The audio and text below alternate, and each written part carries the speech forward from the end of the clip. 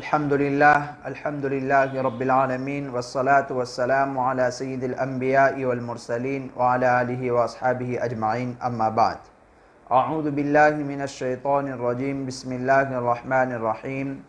الہاکم التکاثر حتی زرتم المقابر کلا سوف تعلمون ثم کلا سوف تعلمون کلا لو تعلمون علم الیقین لترون الجحیم ثم لترونها عین الیقین ثم لتسألن یومئذ عن النعیم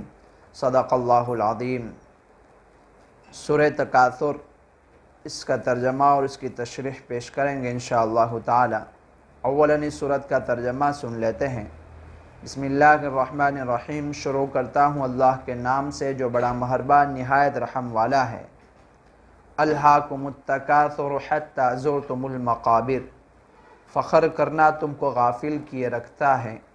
فخر کرنا تم کو غافل کیے رکھتا ہے یہاں تک کہ تم قبرستانوں میں پہنچ جاتے ہو۔ کلا سوف تعلمون ثم کلا سوف تعلمون، ہرگز نہیں تم کو بہت جلد معلوم ہو جائے گا، پھر ہرگز نہیں تم کو بہت جلد معلوم ہو جائے گا۔ کلا لو تعلمون علم الیقین، ہرگز نہیں اگر تم یقینی طور پر جان لیتے، لترون الجحیم ثم لترونها عین الیقین، واللہ تم لوگ ضرور دوزخ کو دیکھ لوگے، واللہ تم لوگ ضرور دوزخ کو دیکھ لوگے، پھر واللہ تم لوگ ضرور اس کو ایسا دیکھنا دیکھو گے کہ خود یقین ہو، پھر واللہ تم لوگ ضرور اس کو ایسا دیکھنا دیکھو گے جو کہ خود یقین ہے۔ ثم لتسألن یومئذ عن النعیم، پھر اس روز تم سب سے نعمتوں کی پوچھ ہوگی۔ یہ ہوا اس سورت کا ترجمہ۔ آگے سورت کا نام چونکہ التکاثر ہے، اس سورت کی ابتدائی الہاکم التکاثر سے ہے، اسی سے سورت کا نام التکاثر ماخوذ ہے۔ اس سورت کی فضیلت میں حضرت عبداللہ بن عمر رضی اللہ تعالیٰ عنہ کی روایت ہے کہ نبی اکرم صلی اللہ علیہ وسلم نے ارشاد فرمایا کہ تم میں سے کون یہ طاقت رکھتا ہے کہ روزانہ 1000 آیت پڑھے؟ صحابہ کرام نے عرض کیا کہ ہم میں سے کسی کو یہ طاقت نہیں کہ 1000 آیت روز پڑھے۔ تو پھر نبی اکرم صلی اللہ علیہ وسلم نے ارشاد فرمایا کہ تم میں سے کوئی روز الہاکم التکاثر بھی نہیں پڑھ سکتا۔ اس سے معلوم ہوا کہ اس سورت کی تلاوت گویا 1000 آیات پڑھنے کے برابر ہے۔ یہ سورت مکی سورت ہے۔ شان نزول اس سورت کا کیا ہے؟ اس سورت کے شان نزول کے سلسلے میں حضرت شاہ عبدالعزیز محدث و مفسر دہلوی رحمۃ اللہ علیہ نے لکھا ہے، ایک روایت نقل کی ہے کہ قریش مکہ کے 2 قبیلے بنی عبد مناف اور بنی سہم، یہ دونوں آپس میں ایک دوسرے پر فخر کرتے تھے۔ ان دونوں نے آپس میں بات کی کہ ہمارے درمیان مالدار اور عزت مند آدمی زیادہ ہے، سردار اور عزت مند آدمی زیادہ ہے، لہذا سرداری ہمارا حق ہے۔ جب گنتی کی گئی تو بنی عبد مناف بڑھ گئے، تو پھر وہ کہنے لگے کہ اب ہم اپنے مردوں کو شمار کریں گے، قبرستان چلتے ہیں اور اپنے مردوں کو شمار کریں گے۔ لہٰذا وہ لوگ قبرستان میں جاتے ہیں اور مردوں کو شمار کرتے ہیں۔ تو اس موقع پر بنی سہم تعداد میں بڑھ جاتے ہیں، کیونکہ زمانہ جاہلیت میں بنی سہم کی تعداد زیادہ تھی۔ خیر، اس طرح کے بیکار اور بیہودہ فخر مباحث پر اس سورت کا نزول ہوتا ہے، اور اس میں اللہ تبارک و تعالی ان کو متنبہ کیا کہ کثرت مال و دولت، جاہ و حشمت، عزت و مرتبت پر نازع نہ ہونا چاہیے۔ یہ چیزیں کوئی فخر کی چیز نہیں ہے، قابل فخر یہ چیزیں نہیں ہے۔ اللہ تبارک و تعالی نے اب اس سورت کی کچھ تشریح سمجھ لیتے ہیں۔ ابتدا میں اس سورت کا مضمون چونکہ ہر اس شخص کے لیے ٹھیک ہو سکتا ہے جو دنیا کی مال و دولت میں سرگردہ ہو اور ہر آن ہر وقت ہر گھڑی اسی دھن میں لگا ہو کہ کس طرح دنیاوی مال و دولت اور دنیاوی ساز و سامان میں اضافہ ہو جائے اور اس میں کثرت حاصل ہو۔ چونکہ اللہ تبارک و تعالی نے اس سورت میں ارشاد فرمایا، اس سورت کی ابتدا ہی اس طرح ہوئی، الہاکم التکاثر حتی زرتم المقابر۔ تکاثر کہتے ہیں دنیاوی ساز و سامان پر فخر کرنا۔ دنیاوی ساز و سامان پر فخر کرنے نے تم کو غافل کیے رکھا ہے، فخر کرنے نے تم کو آخرت سے غافل کیے رکھا ہے۔ یعنی مال و اولاد کی کثرت اور دنیاوی ساز و سامان کی حرص و طمع، یہ انسان کو غفلت میں پھنسائے رکھتی ہے، نہ اپنے مالک حقیقی اور خالق کا دھیان آنے دیتی ہے اور نہ آخرت کی فکر۔ بس شب و روز آدمی اسی بات میں لگا رہتا ہے کہ کسی بھی طرح اس کے مال و دولت میں، اس کے عزت میں اور پھر اس کے دنیاوی ساز و سامان میں اضافہ ہو جائے۔ اس کا یہی خیال رہتا ہے کہ کس طرح اس کا قبیلہ اور اس کا خاندان اور اس کا کنبہ بڑھتا چلا جائے۔ خیر، آدمی کا یہی حال ہوتا ہے، یہاں تک کہ یہ پردہ غفلت اس کی زندگی میں اس کے اوپر پڑا رہتا ہے، یہاں تک کہ جب موت آ جاتی ہے تو اس وقت اس کی آنکھیں کھلتی ہے اور وہ سمجھتا ہے کہ بڑے غفلت میں تھا اور بڑی بھول میں تھا، بڑے دھوکے میں تھا۔ اب جب موت آتی ہے، قبر میں پہنچتا ہے، تو پھر یہ سارا کا سارا سامان اس کو ہیچ معلوم ہونے لگتا ہے، بلکہ یہ دنیا کا ساز و سامان اس کے لیے وبال جان بن جاتا ہے۔ ایک روایت ہے مسلم و ترمذی وغیرہ میں، حضرت عبداللہ بن شخیر رضی اللہ تعالیٰ عنہ سے روایت ہے کہ نبی اکرم صلی اللہ علیہ وسلم کی خدمت میں وہ فرماتے ہیں کہ میں حاضر ہوا، اس وقت نبی اکرم صلی اللہ علیہ وسلم اس سورت کی تلاوت فرما رہے تھے۔ آپ نے فرمایا کہ ابن آدم کہتا ہے میرا مال میرا مال،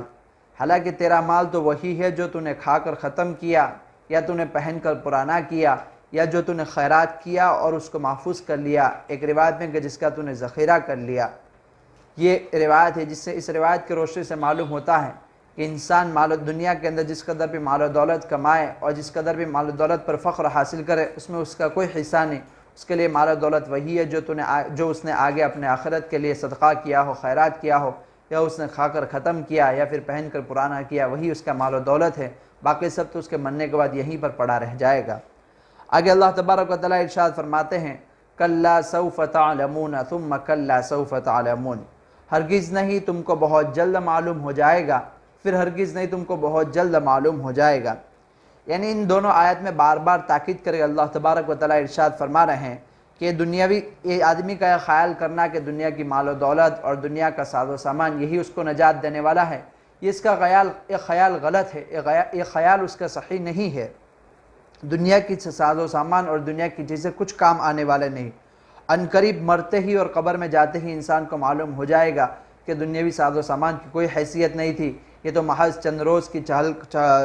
روز کا سامان تھا، دنیا تو ایک خواب کی حیثیت تھی۔ اور پھر انسان کو جب قبر سے نکلتے میدان محشر میں جب اس کی حاضری ہوگی، تب اس وقت اس کو معلوم ہو جائے گا کہ آخرت ایسی کوئی چیز نہیں تھی جس سے غفلت بڑھتی جائے یا جس کا انکار کیا جاتا، بلکہ اصل عیش و عشرت اور اصل زندگی تو آخرت کی زندگی ہے۔ اس وقت انسان کے سامنے ساری حقیقت کھل جائے گی۔ یہ حقیقت کچھ تو دنیا میں کچھ لوگوں کے سامنے کھل جاتی ہے، لیکن مکمل طور پر قبر میں پہنچ کر اور میدان محشر میں مکمل طور پر یہ حقیقت کھل کر سامنے آ جاتی ہے کہ دنیاوی زندگی یہ ہرگز عیش و عشرت کی نہیں ہے اور ہرگز مقصد کی چیز نہیں ہے، بلکہ یہ تو آخرت کی زندگی کے مقابلے میں خواب کی حیثیت رکھتی ہے۔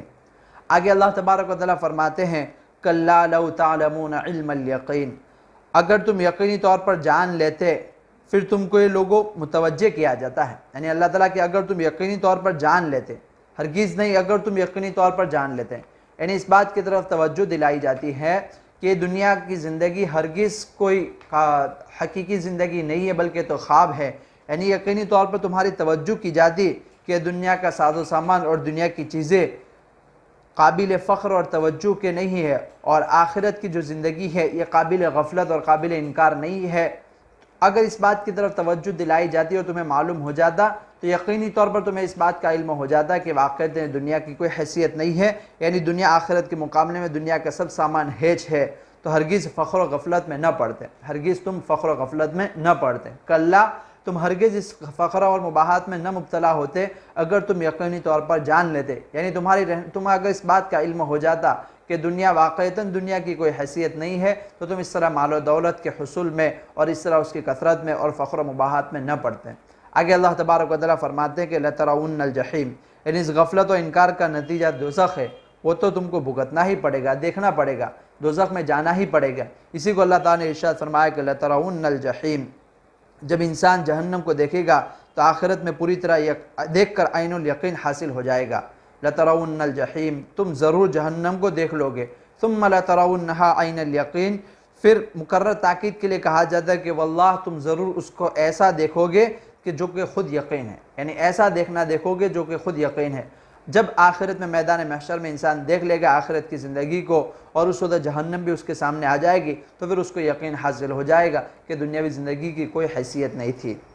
اب آگے یہاں پر ایک بات کی وضاحت کرتا چلوں، چونکہ اس صورت کے اندر مال و دولت کو کمانے اور اس کے متعلق یہ ہے کہ اس کے اندر فخر و مباحات نہ کرنے کی بات آئی تھی، اسے منع کیا، لیکن یہاں پر ایک ضروری بات یہ ہے کہ بقدر ضرورت مال و دولت کا حاصل کرنا، بقدر حاجت اور بقدر ضرورت مال و دولت کا حاصل کرنا اور اس کی کوشش کرنا یہ کوئی بری بات نہیں ہے اور نہ اس میں کوئی مذمت ہے، بلکہ عین ثواب ہے اور داخل عبادت ہے، یہ چیزیں عبادت میں داخل ہے۔ اسی وجہ سے کئی اچھے کام ایسے ہیں جو آخرت کی سعادتوں کا ذریعہ ہے۔ ہاں، کسی دوسرے کے سامنے ہاتھ پھیلانا، کسی دوسرے کا محتاج رہنا یا کسی کے سامنے سوال کر کے ہاتھ پھیلانا، یہ شریعت اسلامیہ میں ناپسندیدہ ہے۔ اصل جو منع ہے وہ ایسی دنیا طلبی منع ہے جس سے انسان آخرت سے غافل رہے، اور جس دنیا طلبی میں حرص اور طمع کی آگ اس کے اندر شعلہ افزن ہوتی رہے، حرص و طمع کی آگ اس کے اندر جلتی رہے، اسی طرح انسان آخرت کو بھول کر اللہ تبارک و تعالیٰ کی یاد سے غافل رہ کر ہر وقت ہر گھڑی دنیا طلب کے اندر لگا رہے، مال و دولت کے حصول میں لگا رہے، تو ایسی چیز ممنوع ہے۔ ورنہ بقدر ضرورت مال و دولت کو حاصل کرنا یہ کوئی ممنوع نہیں ہے۔ اسی وجہ سے دنیا کے کاموں کی مشغولیت اور دنیا سے جو تمتع فکر آخرت کے تحت ہے وہ اس میں کوئی ممانعت نہیں ہے، بلکہ وہ تو عین ممکن ہے، بلکہ دخول جنت کا ایک زینہ اور ایک سیڑھی ہے، دخول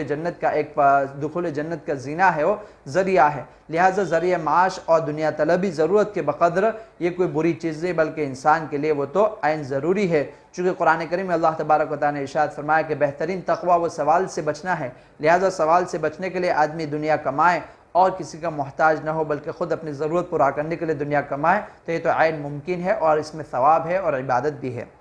آگے آخری آیت میں اللہ تعالیٰ ارشاد فرماتے ہیں ثُمَّ لَتُسْأَلُنَّ يَوْمَئِذٍ عَنِ النَّعِيمِ، پھر اس دن تم سے ساری نعمتوں کی پوچھ ہوگی۔ یعنی آج جن نعمتوں پر بندہ پھولے سماتا ہے اور پھولے ہوئے ہے اور ان کی ازدیاد کی، ان نعمتوں کے بڑھنے کی حرص کر رہا ہے اور آخرت سے غافل اور مالک حقیقی کا ناشکرہ بنا ہوا ہے، ان تمام جسمانی و روحانی نعمتیں، ظاہری اور باطنی ان تمام نعمتوں کے بارے میں سوال ہوگا، اور ان تمام نعمتوں کے بارے میں منعم حقیقی کو وہاں پر جواب دینا ہوگا کہ تم نے اللہ تبارک و تعالیٰ کو خوش کرنے کے لیے کس قدر کوششیں کی، اور ان دنیاوی نعمتوں کو اللہ تعالیٰ نے جو تم نے عطا کیا تھا اس کا کس قدر حق ادا کیا، ان تمام کے بارے میں سوال ہوگا۔ ایک حدیث میں ہے کہ جب یہ صورت نازل ہوئی تو صحابہ کرام نے نبی اکرم صلی اللہ علیہ وسلم کی خدمت میں عرض کیا کہ یا رسول اللہ کون سی نعمتوں میں ہم ہیں؟ ہمیں تو روٹی بھی آدھی ملتی، پوری بھوک کے برابر بھی ہمیں کھانا بھی نہیں ملتا، آدھی بھوک ہماری باقی رہتی ہے۔ تو پھر اس وقت یہ اللہ تبارک و تعالیٰ کی طرف سے ارشاد ہوتا ہے کہ کیا تم جوتا نہیں پہنتے؟ یعنی جو جوتا گرمی سے تکلیف دینے سے، گرمی کی تکلیف سے بچاتا ہے، کیا تم جوتا نہیں پہنتے یا تم ٹھنڈا پانی نہیں پیتے؟ یہ سب بھی تو اللہ کی نعمتوں میں سے، لہٰذا بتلانا ہے کہ اللہ تبارک و تعالیٰ کی ہر چھوٹی بڑی نعمتیں، ان تمام کے بارے میں انسان کو کل آخرت میں سوال ہوگا۔ اس آیت کریمہ کی تفسیر کے تحت حضرت علامہ عبدالحق دہلوی رحمۃ اللہ علیہ نے اپنی تفسیر حقانی میں ایک عجیب حکایت نقل کی ہے۔ اس حکایت کو ذکر کرتے چلیں، چونکہ اس میں اس حکایت کے اندر عجیب سبق ہے کہ ہمیں اللہ تبارک و تعالیٰ کا شکر گزار بننا چاہیے، اللہ تبارک و تعالیٰ کی شکایت نہیں کرنی چاہیے۔ اس حکایت کے اندر آپ نے ذکر کیا کہ ایک آدمی، ایک مفلس شخص تھا جو افلاس اور غربت سے تنگ آ کر، پریشانی اور غریبی سے تنگ آ کر اللہ تبارک و تعالیٰ سے شکایت کر کے ہوئے ایک مرتبہ سفر پر ہو گیا۔ اب جب سفر میں تھا تو اچانک اس کو بہت مال و دولت حاصل ہوئی، مال و زر اس کو حاصل ہوا، اس قدر کہ 3 خچر کے برابر اس کو مال حاصل ہوا، اور وہ 3 خچر کے اوپر مال لاد کر وہ اپنے وطن اور اپنے مکان کی طرف جانے لگا۔ راستے میں جاتا ہے، ایک جگہ پہنچتا ہے، اس کو شدت کی پیاس لگتی ہے، پینے کے لیے کوئی پانی نہیں اس کو، اور اس قدر حالت خراب ہو جاتی کہ اس کی جان جانے کا خطرہ ہو جاتا ہے۔ اچانک ایک آدمی کے اوپر نظر پڑتی ہے جس کے پاس ٹھنڈا پانی ہوتا ہے، وہ اس سے پانی طلب کرتا ہے پینے کے لیے۔ اس آدمی کا جواب ہوتا ہے کہ مجھے 1 خچر مال دے دیجیے گا، آپ کے پاس جو 3 خچر لدے ہوئے ہیں مال کے، 1 خچر دے دیجیے گا مال کا بھرا ہوا، میں پانی دوں گا۔ تو 1 خچر مال کا بھرا ہوا اس کو دے دیتا ہے اور اس سے پانی حاصل کر کے، پانی وصول کر کے پانی پیتا ہے۔ اب جب اس کو راحت ہو جاتی ہے پھر وہ آگے چلتا ہے۔ ایک رفتار چلنے کے بعد، ایک مدت تک چلنے کے بعد پھر اس کو شدت کی بھوک لگتی ہے، اس قدر زیادہ بھوک لگتی ہے کہ اس کی جان کو خطرہ ہو جاتا ہے۔ پھر ایک آدمی نمودار ہوتا ہے جس کے پاس کھانا ہوتا ہے، وہ اس سے کھانا طلب کرتا ہے، تو وہ آدمی اس سے کہتا ہے کہ آپ کے پاس جو 2 خچر مال کے لدے ہوئے ہیں ان میں سے 1 خچر مجھے دے دو تو میں کھانا دوں گا، ورنہ پھر آپ کی جان چلی جائے گی اور 2 خچر یہیں رہ جائیں گے۔ یہ آدمی اس کو کیا کرے، مجبوری میں اب جان کی بھی فکر تھی، اس کو 1 خچر دے دیتا ہے مال کا بھرا ہوا، اور اس سے وہ کھانا وصول کر کے، روٹی حاصل کر کے اپنا پیٹ بھرتا ہے۔ اب جب پھر وہ آگے چلتا ہے تو پھر اتفاق سے پاخانہ پیشاب بند ہو جانے سے شدت کا درد ہوتا ہے، اس کو اس قدر شدت کا درد ہوتا ہے کہ اس کی جان کے لالے پڑ جاتے ہیں، جان کا خطرہ ہو جاتا ہے۔ اب اس کے سامنے ایک حکیم نمودار ہوتا ہے، ایک آدمی نمودار ہوتا ہے طبیب کی شکل میں، وہ کہتا ہے کہ اگر تمہیں اپنی جان کی فکر ہو تو مجھے خچر جو مال کا لدا ہوا وہ دے دو، میں تمہارا کوئی ایسا علاج کروں گا جس سے تم کو راحت ہو جائے گی۔ اب وہ مجبور ہے بیچارہ، اپنی جان کی بھی فکر ہے، کیا کرے، وہ 3 خچر جو مال کا بھرا ہوا تھا اس کو دے دیتا ہے، اور اس سے وہ دوائی حاصل کر کے اپنا علاج کر لیتا ہے، وہ اس کا راحت ہوتی ہے، اسی وقت حاطف غیبی سے آواز آتی ہے کہ تو نے ان تینوں نعمتوں کے حاصل کے لیے، ان تینوں نعمتوں کے لیے اس قدر تمہیں مال دینا پڑا، جبکہ اللہ تبارک و تعالیٰ کی طرف سے، جبکہ ہماری طرف سے یہ تینوں چیزیں تمہیں روزانہ مفت میں ملتی ہے، پھر بھی اللہ تعالیٰ کے دربار میں تم اس قدر شکایتیں کرتے ہو، یہ انصاف کہاں کا؟ وہ شخص بہت رویا اور تائب ہوا۔ خیر اس حکایت میں ہے کہ اللہ تبارک و تعالیٰ کی کون کون سی نعمتوں کو اللہ تبارک و تعالیٰ کی ہم نعمتوں کا استعمال کر رہے ہیں، چھوٹی سے چھوٹی اور بڑی ہر نعمت کا اللہ تبارک و تعالیٰ کی نعمتوں کا استعمال کر رہے ہیں۔ ہر وقت ہر گھڑی بندہ اللہ ہی کی نعمتوں میں رہتا ہے، پھر بھی ہم اللہ تبارک و تعالیٰ کی شکر گزاری نہ کریں اور ناشکری کریں اور اللہ تبارک و تعالیٰ کی نعمتوں کی ہم فکر پرواہ نہ کریں، تو اللہ ہم سے بڑا پھر ناشکرہ کون ہوگا؟ اللہ تعالیٰ ہمیں اپنی نعمتوں کی قدردانی کرنے اور شکر گزاری کی توفیق عطا فرمائے۔ آخر میں اس صورت کا خلاصہ ذکر کر کے آج کے اس پروگرام کو ختم کرتے ہیں۔ اس صورت میں ان لوگوں کی مذمت بیان کی گئی ہے جو صرف دنیاوی زندگی کو اپنا مقصد بنا لیتے ہیں اور دنیا کا ایندھن جمع کرنے میں لگے رہتے ہیں۔ آخرت سے ان کے انہماک کو دیکھ کر ایسا لگتا ہے کہ بس وہ دنیا ہی ان کے نزدیک اصل ہے، دنیا ہی ان کی حقیقی زندگی ہے، آخرت کا ان کے سامنے کچھ بھی نہیں۔ پھر جب موت آ جاتی ہے اچانک اور قصر سے قبر کی طرف منتقل ہونا پڑتا ہے، تو پھر ان کے سارے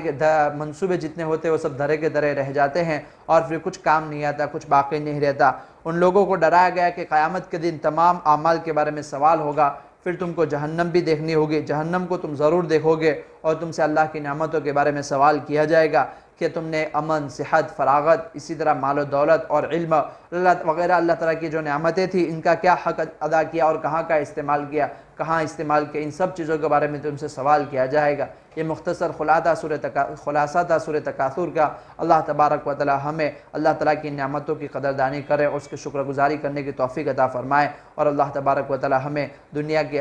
ضرورت کے تحت اور مقصد کے ضرورت اور بقدر ضرورت دنیا کمانے اور دنیا میں لگنے کی توفیق عطا فرمائے، اور آخرت کی زندگی کو اصل ہمارا مقصد بنانے کی توفیق عطا فرمائے۔ انہی چند کلمات پر ہم آج کے اس پروگرام کو ختم کرتے ہیں۔ وآخر دعوانا الحمدللہ رب العالمین۔ السلام علیکم ورحمۃ اللہ وبرکاتہ۔